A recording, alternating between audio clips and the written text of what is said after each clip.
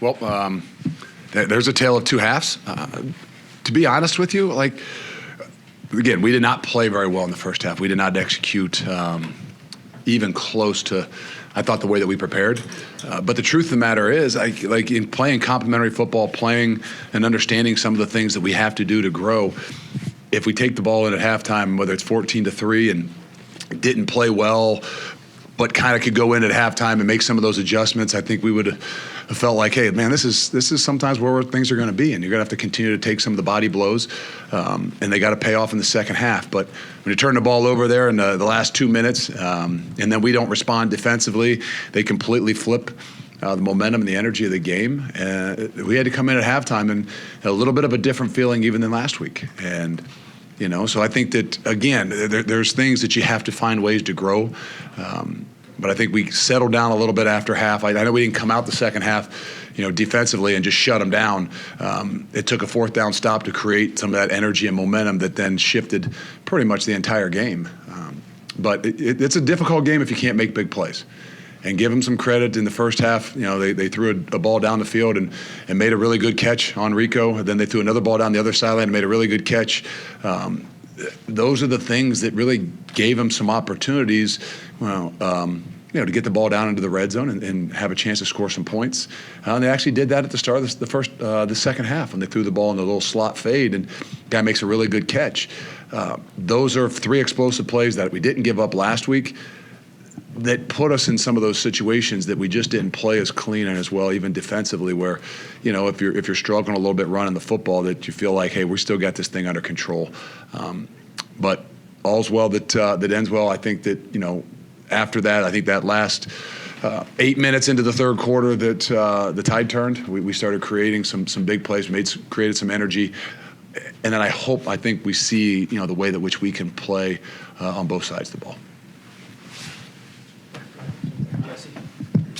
Luke, you've talked about Danny's confidence and his competitiveness. What did he show you today, coming in as a backup for this season, but also just the fact he's a second-year player, what that can mean for him? Even the tough thing for Dan, there's a lot of changes that went on up front as well. And I know as they pull the stats to you and show you, statistically, Danny, one of the most passing yards by a starting first-time starter, I think in Wisconsin history. I know none of us felt like that was it.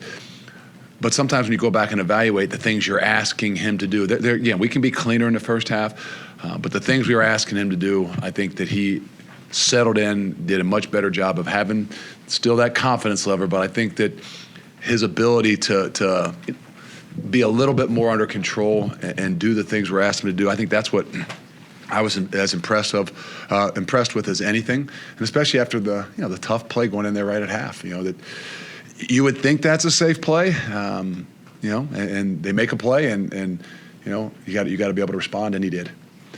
Mark.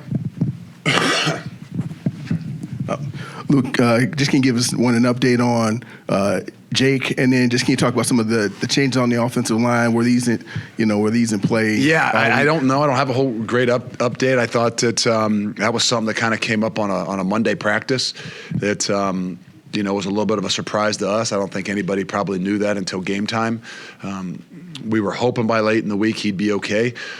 You hope that in some ways with the week he didn't practice that he'll be okay next week. We don't really have any update on that. No real update on Billy as well. We got to go to work. I think that everybody talks about their greatest jump between game 1 and game 2. I told those guys in the locker room that wasn't a great jump. There were some jumps, but our greatest jump needs to come between game 2 and game 3.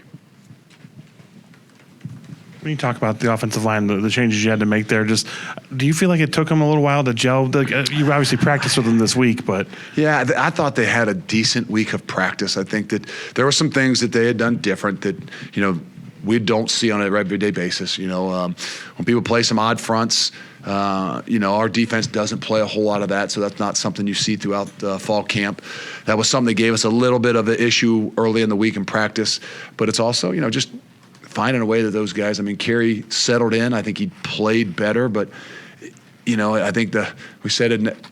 Proud of him after the game in there with the team that this is a 6th-year guy that really got his first opportunity to play. and he gave us everything he's got. Yeah, did he tell me on the way in, Coach, I got to get a lot better, and I know he will. But I think them first 10 plays, it was a little bit of a struggle for us.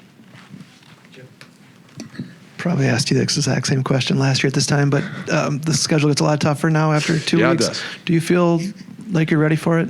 Well, we'll see. No, right at this moment, no. I don't think that we can't play the way we did in the first half, and there's no doubt about that. And that's why we said in the locker room, our greatest jump has to be between game 2 and game 3.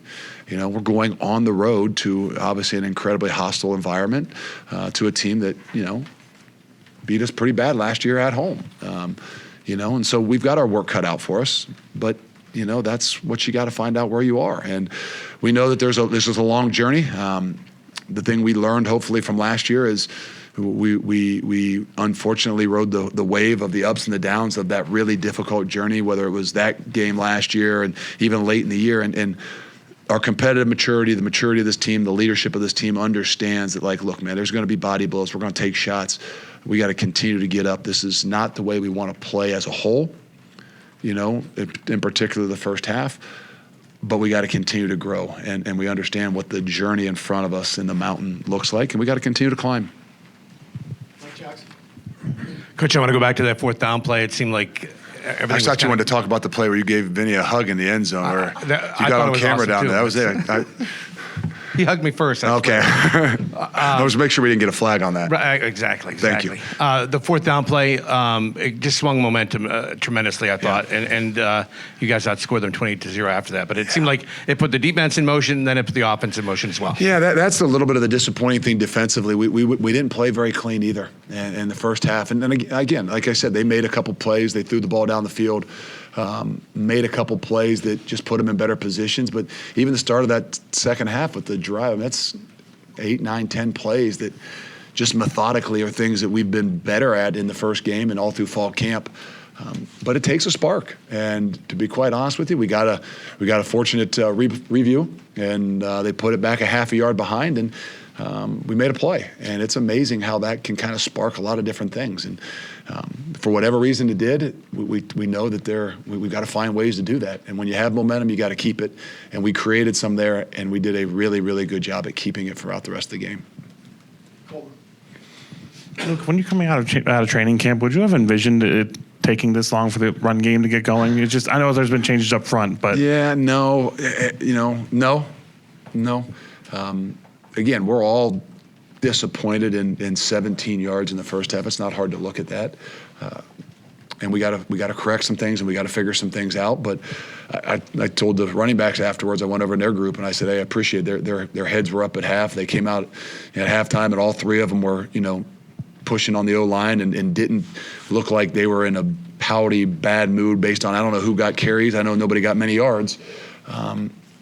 And you think you should be a lot further, but we didn't do a great job in week 1. We didn't do a great job in the first half of this past week, and we know that's where we got to continue to grow to. Andrew, the back.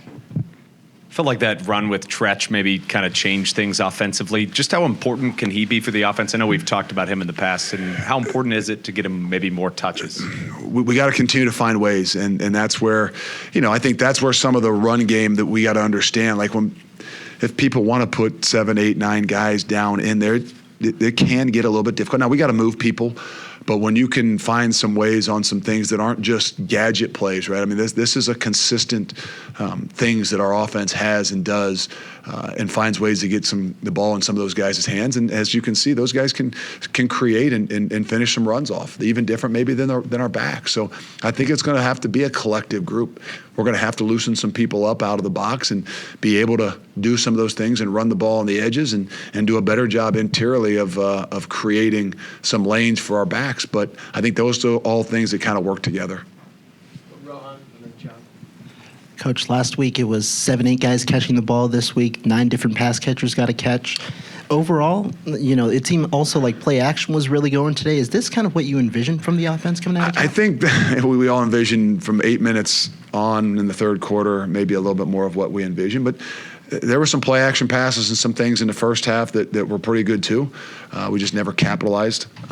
But I think that's where we know we're going to have to be able to do if you are making an emphasis to run the football, which we're not shying away from it. We make an emphasis to run the football, which means more people are going to be in the box. We got to do a better job, and we got to continue to do a better job on some of those play actions. And I don't know that we took a bunch of those shots down the field on some of the play actions that I think that are still some things that we got to grow into. But I think that's got to be a part of the offense that does a better job, even early on, to loosen up defenses and get guys that are just packing down in the box some. Let's go last one, John. Two-parter. First of all, going back to the offensive line with Coverly, kind of what has stood out to you kind of since the fall, and then defensively, Emilio with his first pick, kind of what do you see from him in the secondary as a whole? Again, those are two redshirt freshman guys, and I don't know if you said, hey, going into the season, you have to depend on some redshirt freshmen. It would be one of those things like that's not the idea with maybe some of the portal things of college football that you have an opportunity to get some older guys, and we have. But in some ways we're counting on some redshirt freshmen. And Cubberly stepped in there. He's done a really good job. He probably hasn't gotten as many opportunities. He stepped into that. I can't sit here and tell you how he played. I know there's going to be a lot of things he didn't do well, but I'm sure there's some things he did well. And to get that first start under his belt, and there's only one way to go, and it's up. And I think the same thing for Emilio. He played a little, obviously, in week one, to split time. But Emilio is a guy that can make some plays as well. He's a kid that he might not be the biggest, but he doesn't shy away from hitting. And he made a big play there on the pick. We just got to make sure he hands the ball to the official and doesn't lose his mind at all and doesn't cost us. So, thank you guys. Appreciate it.